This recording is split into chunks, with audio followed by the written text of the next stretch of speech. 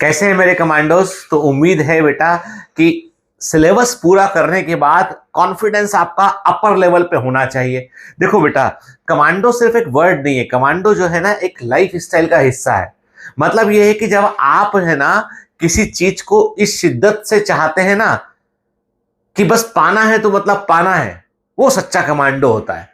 और कमांडो की खास बात ये होती है कि वो है ना इंस्ट्रक्शंस को फॉलो करता है, अपना बहुत दिमाग नहीं लगाता। उसको पता है कि सर ने बोल दिया है ऐसे करना है तो ऐसे ही करना है। ठीक है, मेहनत करेंगे, अच्छा करेंगे और एग्जाम में फोड़ कर आएंगे। हम लोगों ने आपको जो सिलेबस पूरा कराया है ना, उसमें हमने नीट के सिलेबस का एक भी हिस्सा नहीं छोड़ा, हर एक पोर्शन को हमने अच्छे से कवर किया है। यदि आप देखेंगे तो आप पाएंगे कि आपने हजारों क्वेश्चन लगा डाले हैं। आपने हर बार क्लास के बाद आपने डीपीएस सॉल्व किया है। अच्छा, ईमानदारी से बताना, डीपीएस सॉल्व किया है कि नहीं किया? नहीं किया है तो कुछ नहीं कर सकते भाई। ठीक है, नहीं किया है तो फिर तुमको पिटाई लगाने के अलावा मेरे पास कोई दूसरा ऑप्शन नहीं है। और किया है ना तो आपको कोई नहीं हरा सकता है, ये बात मान लीजिए। आप कोई नहीं हरा सकता आपको। यदि आपने सच में मेटिकुलसली कोर्स पूरा किया है ना, मेटिकुलसली कोर्स पूरा करने का मतलब ये सारे वीडियो लेक्चर देखे हैं, हर लेक्चर के बाद में डीपीएस को सॉल्व किया है, वीकली टेस्ट को मिस नहीं किया है, और जो वीकली टेस्ट दिए हैं उनका प्रॉपर एनालिसिस किया हो आपने। ठीक है, वो सबसे इंपॉर्टेंट चीज है। क्या होता है बेटा कि है ना कोई भी एग्जाम जो होता है ना वो एक वॉर के समान होता है, और वॉर में रणनीति सबसे इंपॉर्टेंट है। देखो ना, अभी लोग लड़ रहे हैं, ईरान, अमेरिका, इजराइल, सब लड़े भिड़े पड़े आपस में के, दुनिया में कई जगह पे लड़ाई चल रही है। लड़ाई में जीतेगा कौन? जिसके पास ज्यादा असला है ना वो नहीं जीतेगा, जीतेगा वो जिसके पास अधिक इंटेलिजेंस है, जानकारी अधिक है। और हमारी जानकारी क्या है? हमारा सिलेबस, कहां से एग्जाम में क्वेश्चन आते हैं, हमारे क्वेश्चंस भी वैसे हैं। तो बायोमेंटर्स के जितने भी बेटा आपने टेस्ट अब तक दिए हैं टारगेट बैच में, सारे टेस्ट को एक बार रिवाइज जरूर कीजिएगा। जो डीपीएस सॉल्व किए हैं ना, उन डीपीएस के जो क्वेश्चंस आपको नहीं बने थे उनको भी एक बार रिवाइज कीजिएगा। अब दोबारा से पूरे लेक्चर देखने की जरूरत नहीं है। टारगेट बैच में जो है आपको क्रैश कोर्स, टारगेट बैच में क्रैश कोर्स इंक्लूडेड था। शुरू में प्रॉमिस किया गया था कि टारगेट बैच में सब बच्चों को क्रैश कोर्स मिलेगा, तो मिल रहा है, ऑन हो रहा है। ठीक है, हाँ, जो बायोलॉजी 360 बैच है उसमें क्रैश कोर्स शामिल नहीं है, तो उसको लिए आपको अलग से क्रैश कोर्स लेना पड़ेगा। तो उसकी जो फीस कम है, उसके लिए आपको जो है वो एक कम्युनिटी पोस्ट आपको या आपको पोस्ट में मिल जाएगा, वो कूपन कोड डालेंगे तो आपकी फीस कम हो जाएगी। लेकिन यू हैव टू पे फॉर बायोलॉजी 360 बैच में आपको थोड़ा सा क्रैश कोर्स के लिए पे करना पड़ेगा, यदि क्रैश कोर्स जो है आप देखना चाहते हैं। लेकिन वो क्रैश कोर्स का main access, main crash course ही आपको जाकर वहां पर देखना पड़ेगा। ठीक है ना, सिलेबस पूरा हो गया, हर चीजें हमने कवर कर ली हैं। अब बारी यह है कि एग्जाम में अच्छा परफॉर्म करके आए। दिक्कत क्या होती है, मार्च अप्रैल के महीने, ये 2 महीने जो होते हैं ना, ये महीने हमको कई बार स्लोप में नीचे ले जाते हैं। ऊपर गए फिर फिसल गए। तो सांप सीढ़ी वाला गेम मत खेलना कि 98 पे सांप खा गया फिर 37 पे आ गए फिर से। देखा कभी वो स्नेक एंड लैडर का गेम खेलते हैं तो पासा पलटते, तो कई बार मेरे साथ तो कई बार हुआ, 90 से 96 तक पहुंच गए, फिर 98 पे आए तो वहां पे एक सांप होता, टिंग, और नीचे कर दिया उसने हमको। ठीक है, तो ऐसा मत करना भाई।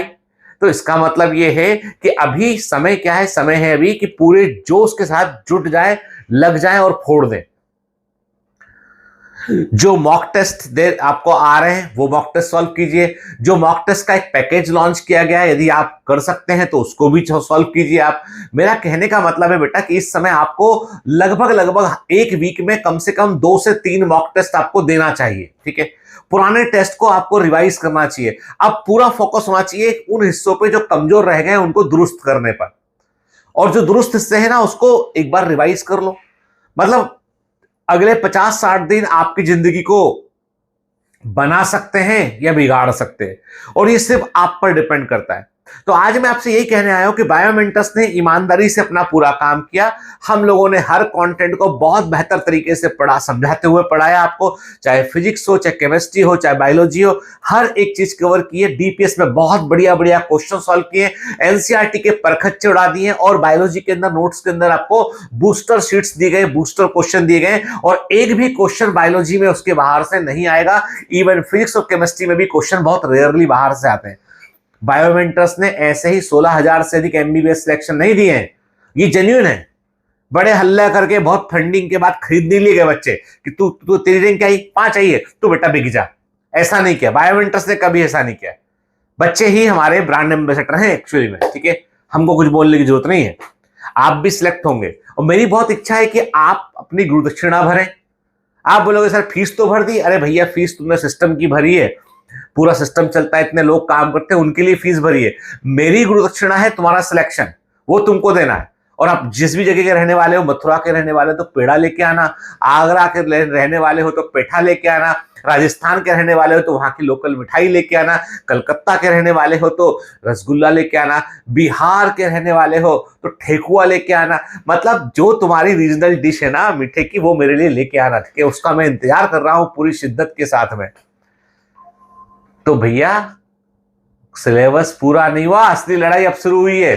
टिनिंग टिनिंग, तो जीतना है ना तो पूरी जोश के साथ लगना पड़ेगा बेटा, ठीक है। तो मैं वही कहता हूं आपसे कि अभी एक बात गांठ बांध लो, ना जीत में ना हार में, ना जीत में ना हार में, मेरा यकीन सिर्फ प्रहार में। कुछ भी हो जाए मैं अपना बेस्ट दूंगा, ठीक है। सिलेक्शन होना ना होना सब ऊपर वाले की मर्जी, पर I have to give my best. Yes, पक्का पक्का। तो चलो पिंकी प्रॉमिस करो, अभी 2 महीने जमकर मेहनत करना है, ठीक है। पिंकी वाला प्रॉमिस, ये देखो, ये हो गया प्रॉमिस, ठीक है। तुमने नहीं किया क्या? मत करो यार, मेरा क्या जाता है, कर लोगे तो कुछ छोटे थोड़े ना हो जाओगे, ठीक है। कर लो और फिर मिलते हैं बेटा, बाय बाय।